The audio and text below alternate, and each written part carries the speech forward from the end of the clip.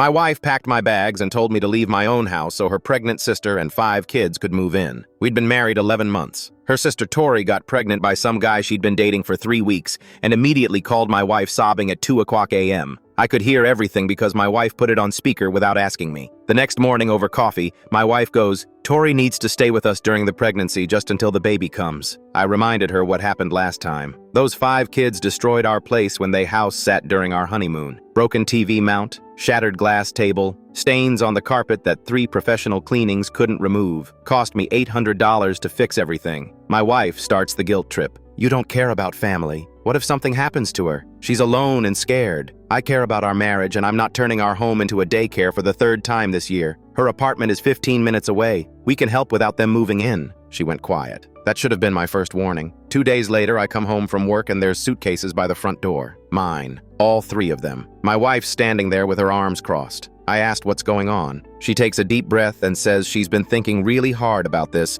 and she came up with a solution that's fair for everyone. I'm waiting. She goes, "Since you don't want Tori and the kids here, and I can't abandon my sister in her time of need, the fairest thing is for you to temporarily move into Tori's apartment while Tori stays here until after the baby's born." I just stared at her trying to process what I just heard. "You're kicking me out of the house I'm paying the mortgage on?" She immediately gets defensive. "It's not kicking you out, it's just a temporary arrangement. And technically, it's our house, not your house." "Okay, where exactly do you expect me to sleep at your sister's place? On the floor?" "The couch folds out," she says. "Tori already cleared a space for your stuff in the closet." "Wait, you already talked to your sister about this before talking to me?" She looks away. "We discussed options." "Yes. I asked how long this temporary arrangement was supposed to last." She mumbles something. I make her repeat it. 7 months. Maybe 8 if the baby comes late. I laughed. Actually laughed. "You want me to live on your sister's couch for 8 months while pregnant Tori gets our king bed and the kids destroy everything we own?" She starts crying. "Why are you being so selfish? This is what families do for each other. My sister needs us right now." "Your sister needs to figure out her own life. I'm not the father of that baby. I'm not responsible for her choices." That's when she said it. "If you're not willing to do this for my family, then maybe you're not the man I thought you were." So I said, "Okay," started loading my car. My wife's face changed. "Wait, what are you doing?" "You told me to leave, so I'm leaving." She goes, "I didn't mean right this second. We need to talk about this." I kept packing. Took all my clothes, my laptop, my gaming setup, my tools from the garage, the drill I bought last month, the shop vac, everything with my name on it. She's following me around the house. "Stop being dramatic. I just need you to be supportive right now." I told her, "I've been supportive for 11 months. I was supportive when your sister crashed our engagement party to announce her divorce. I was supportive when she invited herself on our honeymoon. I was supportive when those kids destroyed our house and you said, family doesn't charge family for damages. But this, kicking me out of my own home, that's where I draw the line." She grabbed my arm. "Please don't do this," she said, tears streaming down her face. I pulled away and kept walking to my car. That's when I heard Tori's voice from the doorway. "You know what? I'm glad you're leaving. She always picks men who leave anyway." My wife spun around. "Tori, shut up." But Tori kept going. "Mom made us promise before she died that I'd always come first because I make bad choices." My wife's face went red. "That's not what she said." I stopped at my car. Tori shouted, "She said you'd have to take care of me forever because nobody else would." My wife screamed back, "She said to help you, not enable you."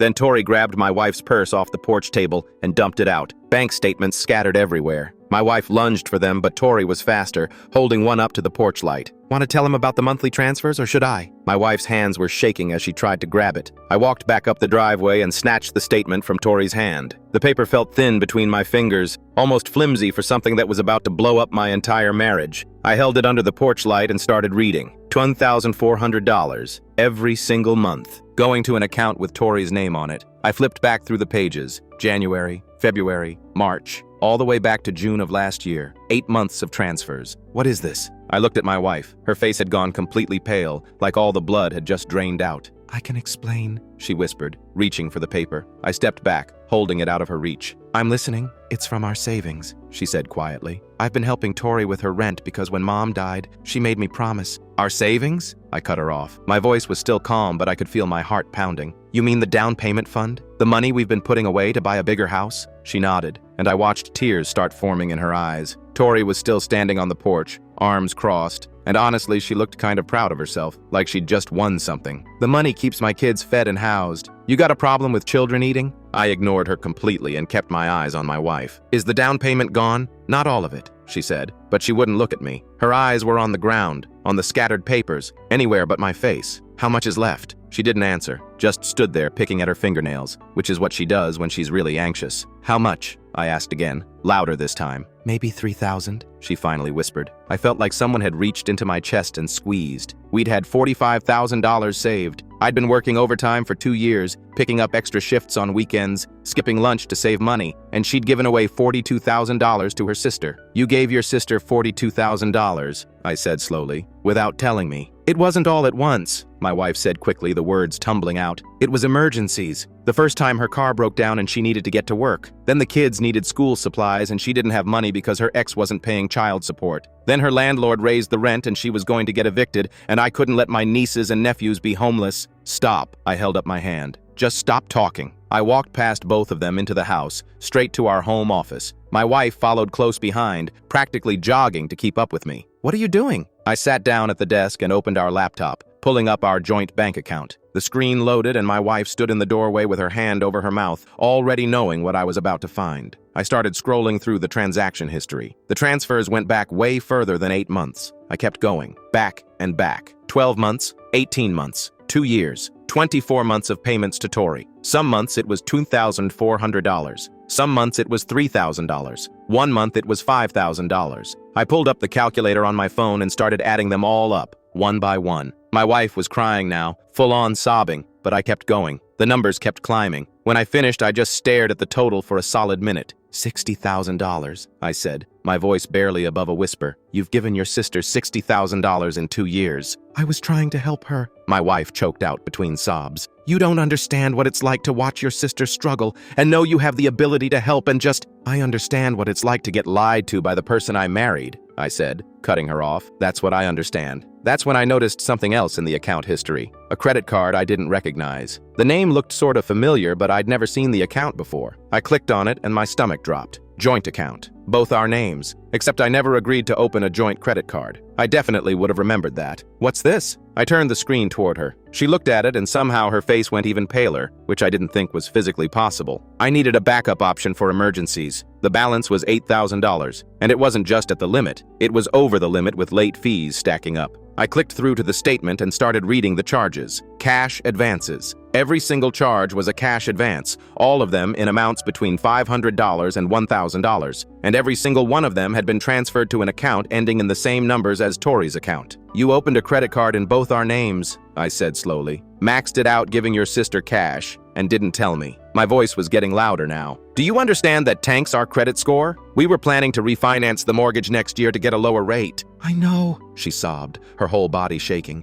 I know, I messed up, but each time I thought it would be the last time. Tori kept saying she just needed 1 more month to get back on her feet. Just 1 more month and she'd pay me back. How many last times have there been? I asked, standing up from the desk. How many times has Tori told you it was the last time she'd need money? My wife couldn't answer. She just stood there crying, her hands covering her face. I closed the laptop and looked at her. Really looked at her. I want to see her apartment. What? No, that's invasive, and I want to see what kind of emergency requires $60,000. Right now. We're going. You can't just show up at Tori's place and demand to see how she's living, my wife said, but her voice was weak. That's not okay. I was already walking toward the front door. Then I guess you can stay here and I'll go by myself. Wait! She grabbed her purse from where Tori had dumped it all over the porch, shoving papers and receipts and lipsticks back inside. This is going to make everything worse. Please just leave it alone. I got in my truck. My wife stood on the porch for a few seconds, then ran over and climbed into the passenger seat. I could tell she was barely holding it together. Her hands were shaking so bad she couldn't get the seatbelt buckled. I reached over and did it for her, which made her cry harder. Please don't do this, she said as I backed out of the driveway. Please don't embarrass Tori like this. She'll never forgive me. Embarrass her? I couldn't believe what I was hearing. I'm the one who should be embarrassed. I've been working overtime for 2 years thinking we were building a future together, saving for a house, maybe eventually having kids, and you've been funneling every extra dollar to your sister so she can... What? I don't even know what she's doing with it. She's supporting her children, my wife said weakly. With a $60,000 budget? On top of whatever her job pays her? What does she even do for work? My wife went quiet. She does have a job, right? I glanced over at her. She's between jobs right now, my wife mumbled. How long has she been between jobs? I don't know. A few months, maybe? A few months, I repeated. So I've been working 60-hour weeks, so your unemployed sister can do what exactly? My wife didn't answer, just stared out the window crying. The drive to Tori's apartment felt like it took forever, even though it was only 15 minutes. My wife cried the entire way,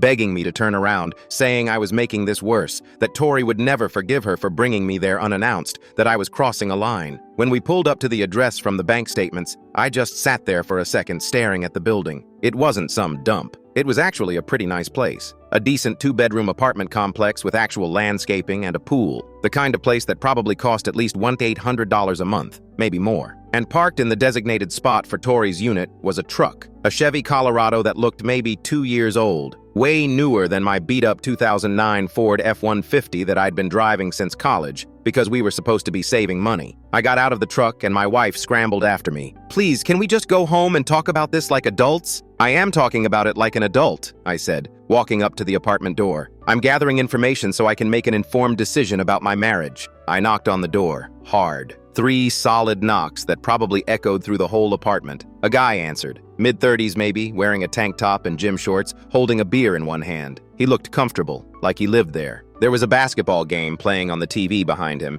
and I could smell something cooking in the kitchen. "Yeah," he said, looking me up and down. "I'm Tori's brother-in-law," I said. "How long have you been staying here?" The guy looked confused, his eyebrows scrunching together.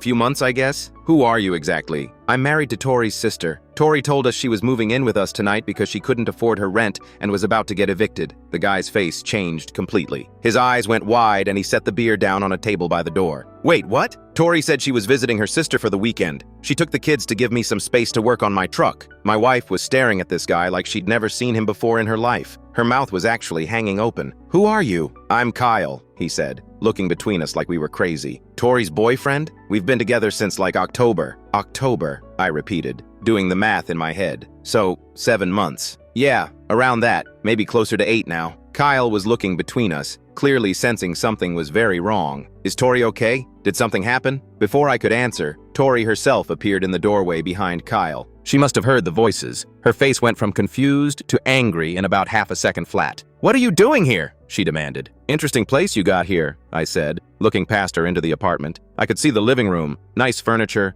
big TV on the wall, kids' toys organized in bins. For someone who can't afford rent, Tori's jaw clenched and I could see her nostrils flare. "You need to leave, right now. $60,000, I said calmly. "That's what my wife has given you over the past 2 years. Where did it go?" Kyle's head whipped toward Tori so fast I'm surprised he didn't hurt his neck. $60,000? What's he talking about? Tori grabbed the edge of the door. "This is none of your business. You need to get off my property before I call the cops." "Tori, what's going on?" Kyle's voice had changed. He sounded suspicious now. "Nothing," Tori snapped. "These two are just having a marital spat and trying to drag me into it." "Your sister has been sending you $2,400 a month," I interrupted, looking at Kyle. "Sometimes more. Where's the money?" Kyle's face changed again. He looked at Tori, then back at me. "Wait, hold on. I've been paying half the rent here, $1,200 a month. If you're getting $2,400 from your sister, where's—" He trailed off, his brain clearly working through the math. "Kyle, don't listen to him," Tori said quickly. "He's lying. He's just trying to cause problems because he's jealous that my sister cares about me. I can show you the bank statements," I said, pulling out my phone. 2 years of transfers. Want to see them? Tori slammed the door in our faces. Literally slammed it hard enough that it rattled in the frame. I could hear them arguing inside immediately. Kyle's voice getting louder, asking what the hell was going on. Tori's voice getting higher and more defensive. My wife just stood there on the doorstep, completely frozen. She was staring at the closed door like she was in shock. I waited for maybe 30 seconds, listening to the argument inside get more heated. Then I turned and walked back to the truck. My wife followed like she was sleepwalking. She got in the passenger seat and just sat there, not moving, not saying anything. We sat there in the parking lot for probably 5 minutes before she finally spoke. "I didn't know about Kyle," she whispered. "Yeah, I figured. I swear to God I didn't know she had a boyfriend living with her. She told me she was alone and struggling and scared to be a single mom again. I started the engine but didn't put it in gear yet. What else don't you know about Tori's life that you've been funding?" "I don't know," my wife said, her voice breaking. "She tells me things and I just believe her because she's my sister. And why would she lie to me?" "Because you give her money when you believe her," I said flatly. "That's why she lies." My wife put her face in her hands and started sobbing again. I put the truck in reverse and headed back toward our house. The drive was silent except for her crying. I didn't have anything else to say. What was there to say? When we got back home, it was almost 10 p.m. Tori's minivan was still in the driveway where she'd left it, and and I could see lights on in the house. The kids were probably still awake. I parked and turned to my wife. "What happened to your last fiancé?" My wife went completely still, like freeze frame still. "You said earlier I'm not the first guy who had a problem with Tori. What happened to him?" She took a shaky breath and I could see her hands trembling in her lap. "His name was David. We were engaged for 6 months. Tori moved in during our wedding planning because she said her ex was being abusive and she was scared for her safety. She stayed for 8 months. 8 months, I repeated. "And David? He left 2 weeks before the wedding," she whispered. "He said he couldn't marry someone who would always put her sister first. He said watching me choose Tori over him again and again made him realize he'd always be second place." I gripped the steering wheel a little harder. "And the guy before David? His name was Chris. We dated for 3 years. She was crying again, tears just streaming down her face. "Tori had a crisis with one of her kids. I don't even remember what it was now, probably nothing serious, and I went to stay with her for 3 weeks to help out. Chris's father died during that time, heart attack, and I missed the funeral because Tori said she'd hurt herself if I left her alone." "Did Tori actually hurt herself?" My wife shook her head. "No, she was fine. She went to a party that weekend with friends, posted pictures on Facebook. And Chris? He broke up with me the day after the funeral, said I'd shown him exactly who I'd choose in every important moment for the rest of our lives, and he wasn't going to live like that." I let that sink in for a minute. "So this is a pattern." "I thought it would be different with you," she said quietly. "I thought I'd learned. I thought I could balance both." "You can't balance both," I said. "You can't be married to me and married to taking care of your sister. It doesn't work that way." I got out of the truck and started walking toward the house. My wife scrambled out after me. "What are you doing?" "Getting more of my stuff." "Wait, please, can we just talk about this?" I stopped on the driveway and turned to face her. "This is your choice right now. Tori leaves or I do." My wife's face crumpled like I'd punched her. "That's not fair. I just need time to figure out another solution." "There is no other solution," I said. "Either you're married to me or you're married to taking care of your sister. Pick one." "Please don't make me choose," she begged, grabbing my arm. "Just give me 1 week to find Tori another place to stay. Just 1 week, that's all I'm asking." "Did you give David a week? Did you tell Chris you'd fix it in a week?" She flinched like I'd slapped her. I pulled my arm free and walked into the house. I could hear the kids in the living room watching TV way too loud, something with cartoon characters screaming. One of them had spilled something sticky on the hardwood floor in the hallway, and nobody had cleaned it up. My shoe stuck to it. I went to the bedroom and started grabbing more of my things. My work boots from the closet, the nice watch my grandfather left me when he died, the toolbox my dad gave me when I bought this house, the leather jacket that actually fits me right. My wife stood in the doorway watching me, tears running down her face, saying 1 week wasn't unreasonable. She'd help Tori find somewhere else. She promised this time would be different. "Did you help Tori find somewhere else when you were engaged to David?"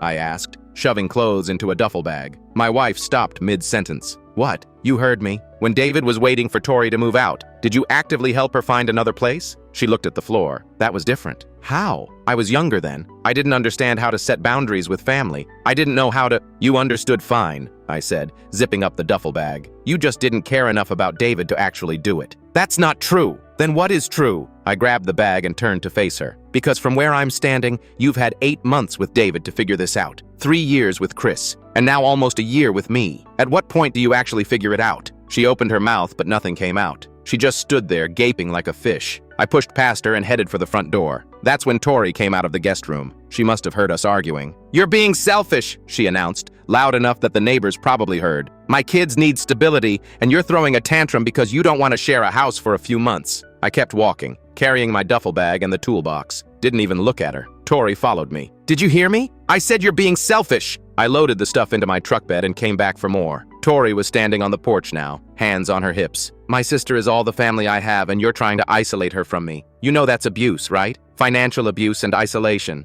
I could report you." I walked past her into the house and grabbed my winter clothes from the hall closet. The good coat my mom bought me last Christmas. My work gloves, the boots that actually keep my feet warm. "Are you even listening to me?" Tori's voice was getting louder and more shrill. "This is emotional abuse! You're making my sister choose between her husband and her family!" My wife still wasn't defending me, wasn't telling Tori to back off or calm down, just stood there in the hallway crying, watching me pack. I carried another load to the truck. Tori was still going. "What kind of man abandons his wife when she's trying to help her pregnant sister? What kind of person are you?" I closed the truck bed and checked to make sure everything was secure. Then I walked back to the driver's side door. My wife ran over, panicking now. "If you leave right now, it's over," she said, her voice breaking. "Do you understand that? If you drive away, we're done. Our marriage is over." I looked at her. "We've been done since you packed my bags without asking me." "No," She grabbed the window frame of the truck door, like she could physically stop me from leaving. "No, we're not done. We just need to talk. If you just stay tonight, we can work through this tomorrow morning when everyone's calmer and thinking clearly." "You're abandoning your wife!" Tori yelled from the porch. "When she needs support the most, you're just leaving. What kind of man does that?" My wife spun around, and for the first time since I'd known her, literally the first time in almost 2 years, she screamed at her sister. And I mean really screamed. "Tori, shut up!" Tori's mouth fell open. Honestly, so did mine. "Just shut up!" My wife screamed again, her voice cracking. "Go inside. This is between me and my husband, and you need to stay out of it. I have a right to defend myself when I'm being attacked," Tori shot back. "You have a right to give us some privacy." My wife's whole body was shaking now, but she kept going. "Go inside. Now. I'm not asking." Tori stood there for a second, clearly shocked that her sister was actually standing up to her for once. Then her face twisted into something ugly. "Fine. I see where I stand." She stormed inside and slammed the door hard enough that I heard something rattle inside the house. My wife turned back to me, and I could see she was trembling. Her hands, her legs, everything. "I see it now," she said. "I see how she manipulates situations, how she makes everything about her. I swear to God I'll make her leave by the end of the week." "Have you ever made Tori do anything she didn't want to do?" I asked quietly. My wife's face fell because we both knew the answer was no. I started the engine and she was still holding onto the window frame. "Where are you going?" "Motel, probably. I'll figure it out." "Please don't leave me here with her," my wife whispered, and she sounded terrified. "Please, I don't want to be alone with her." "You chose to be here with her," I said, putting the truck in reverse. "I'm just respecting your choice." She had to let go of the window or I would have dragged her. I watched in the rearview mirror as she stood there in the driveway, her arms wrapped around herself, getting smaller and smaller as I drove away. The porch light made her shadow stretch out long and thin behind her. The motel I found was one of those extended stay places off the highway by the truck stop. $70 a night, which was going to add up fast, but I didn't have a lot of options at 11 p.m. The room smelled like industrial cleaning chemicals trying really hard to cover up cigarette smoke. The bedspread had one of those patterns specifically designed to hide stains, but at least it was quiet. I dropped my bags on the floor and sat on the edge of the bed. My phone started ringing almost immediately. My wife. I let it go to voicemail. She called again 5 minutes later. I declined it, and again, and again. By midnight, she'd called 17 times. The voicemails were getting more and more frantic. I could hear her crying in the background of most of them, begging me to just pick up, just talk to her for 5 minutes. I finally answered at 2 a.m. because the constant buzzing was keeping me awake anyway,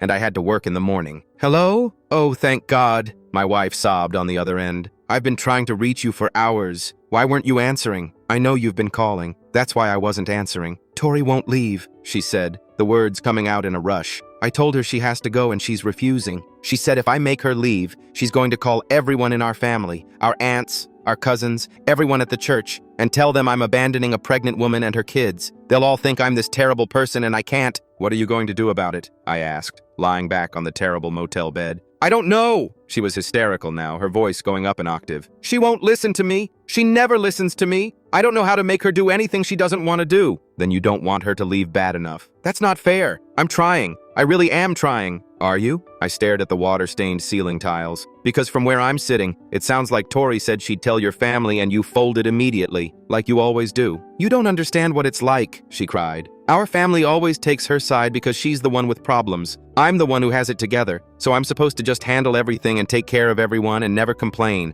"I'm hanging up now," I said. "Wait, please don't." I ended the call and turned my phone completely off. Then I lay there in the dark listening to the couple next door arguing about whose turn it was to take out the trash. The next 3 days were basically the same. My wife texted constantly. Long paragraphs about how she was working on it, how Tori kept guilt-tripping her about the pregnancy and the kids not having anywhere to go, how she just needed a little more time. I barely responded, maybe sent back okay once or twice. What else was there to say? I went to work, came back to the motel, ate drive-through food for dinner, and tried not to think about how I was paying $70 a night to sleep in a room that smelled like regret while my wife's sister lived in my house. On the 4th day, Saturday, I realized I'd left some important work documents at the house. Contracts I needed to review before a meeting Monday morning. I couldn't put it off anymore. I drove over around 10 a.m., hoping maybe Tori would have taken the kids somewhere and I could slip in and out without dealing with anyone. No such luck. Tori's minivan was still in the driveway. So was my wife's car. I let myself in with my key, and the first thing I noticed was the noise. Kids screaming, TV blasting, someone crying in the background. The place looked different, like Tori had claimed it as her own. There were kids' shoes piled by the front door, jackets thrown over the back of my couch, sippy cups on the coffee table. One of the kids had left a half-eaten sandwich on the arm of my recliner.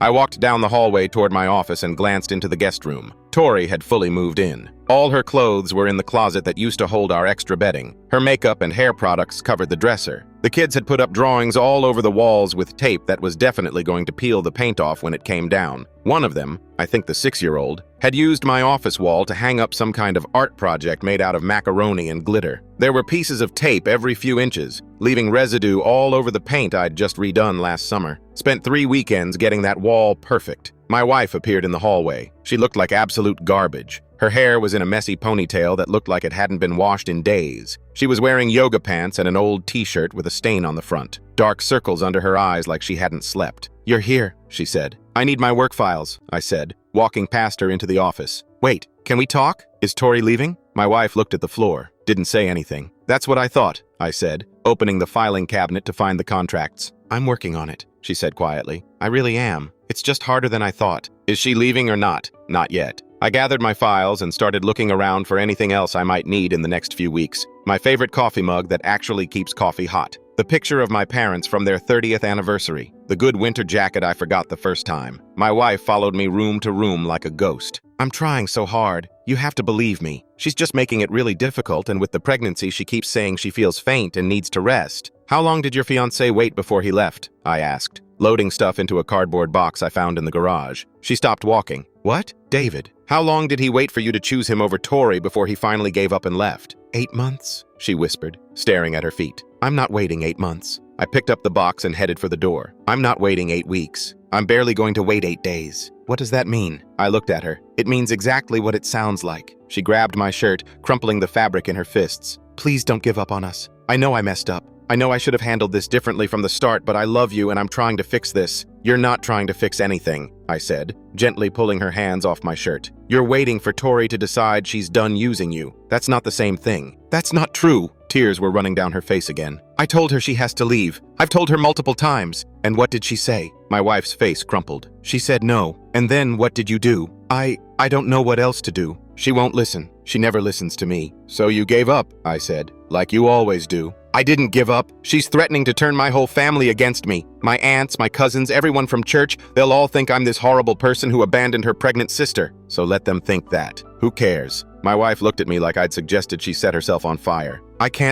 They're my family. I can't just not care what they think." "I'm your family," I said quietly, "or I was supposed to be." I carried the box out to my truck and she followed me, still crying, still begging. "Please don't do this. Please just give me more time. I'll figure it out, I swear I will." I loaded the box into the truck bed next to my tools and closed the tailgate. "How much more time do you need?" "Just a few more weeks," she pleaded, grabbing my arm. "A month at most. I'll talk to Tori every single day. I'll wear her down. I'll make her see that she can't stay here forever." "A month?" I shook my head. "David waited 8 months and you never figured it out. Chris waited 3 years. I'm not doing that. I'm not spending the next year of my life in a motel room while you try to grow a spine." "But I love you," she sobbed, and I could tell she meant it. Her whole face was red and blotchy, snot running from her nose, completely falling apart. "I love you so much and I'll fix this. I promise I will. Just please don't leave." I looked at her standing there in the driveway in her stained t-shirt and unwashed hair, looking completely destroyed. And the thing is, I did believe she loved me. I really did. But I also knew it didn't matter anymore. "I know you love me," I said, my voice barely above a whisper. "But you love Tori's approval more. You love not disappointing your family more. You love avoiding conflict more." "That's not true." "Yes, it is." I opened the driver's side door. "And until you love yourself enough to set boundaries with your sister, nothing's going to change." I climbed into the truck. My wife collapsed against the side of it,